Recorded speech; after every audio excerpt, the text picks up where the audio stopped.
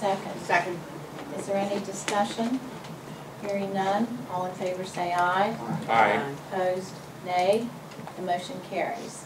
And at this point now, we need to ask the superintendent for recommendations on how this should be carried out. Thank you, Madam President. After careful review and consideration of the issues identified within the OEPA report and discussion with Dr. Seal and staff, I would offer the following motions for board action. And I will pass out a copy to you and read them. Number one, that the state board find, based upon the report from the Office of Education Performance Audits, that extraordinary circumstances exist in Gilmer County school system.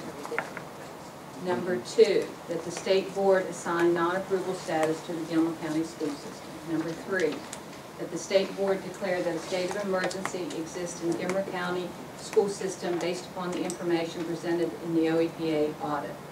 That the state board, number four, that the state board find that the conditions precedent to the state board intervention in a county school system are present in this instance. Number five, that the state board find that it would be not in the best interest of the students of Gilmer County to delay intervention for any period of time. Number six, that the state board limit the authority of the Gilmer County Board of Education as to expenditure of funds, the employment and dismissal of personnel, the establishment and operation of the school calendar, the establishment of instructional programs and rules in any other areas designated by the state board by rule, and delegate decision-making authority to the state superintendent regarding these matters. Number seven, that the state board delegate to the state superintendent the authority to conduct hearings on personnel matters and school closure or consolidation matters, and subsequently to render the resulting decisions, and the authority to appoint a designee for the limited purpose of conducting hearings while reserving to the state superintendent the authority to render the resulting decision.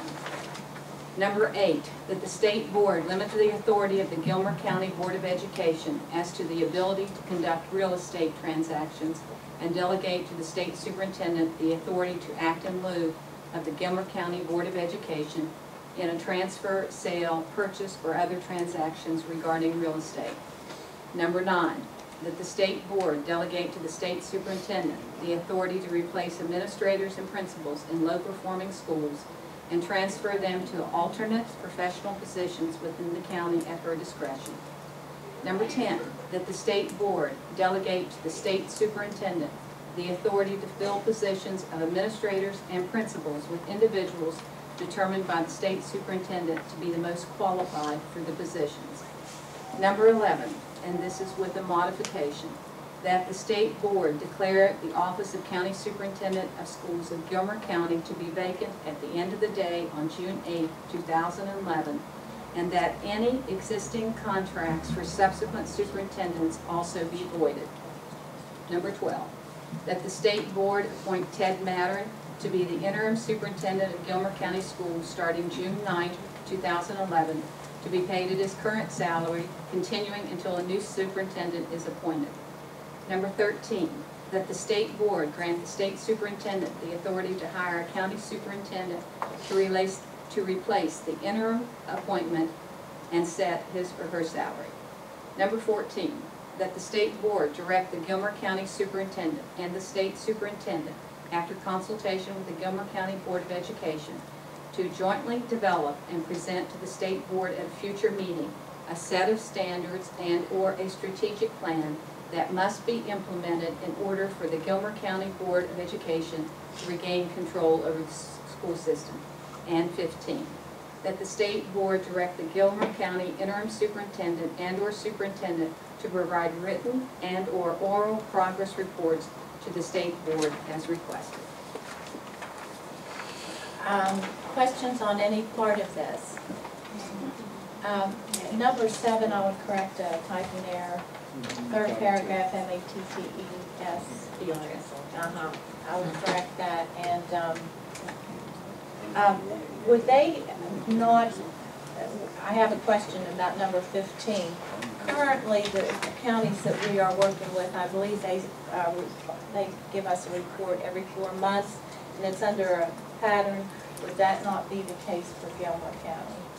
Whatever pattern that you establish, and right now we're providing quarterly written reports, and Mr. Mattern and Chuck Heinlein are providing updates for you at each month's meeting. And that's understood in number 15. Correct. It would be the same way that we're doing it. That's good. And other questions? Hearing other questions, then I would ask for a motion to accept the superintendent's recommendations. So moved. Second. And moved in second, all in favor say aye. Aye. Opposed, nay. The motion carries. And I think at this point, that does end this discussion, but we have something to go back to that we sort of skipped over before we go to the rest of Dr. Seal's reports, and that's recognition. So Liza, I think you're on. Madam President, Yes. I would like to say just one thing as a closing to this, because I felt I kind of ran it.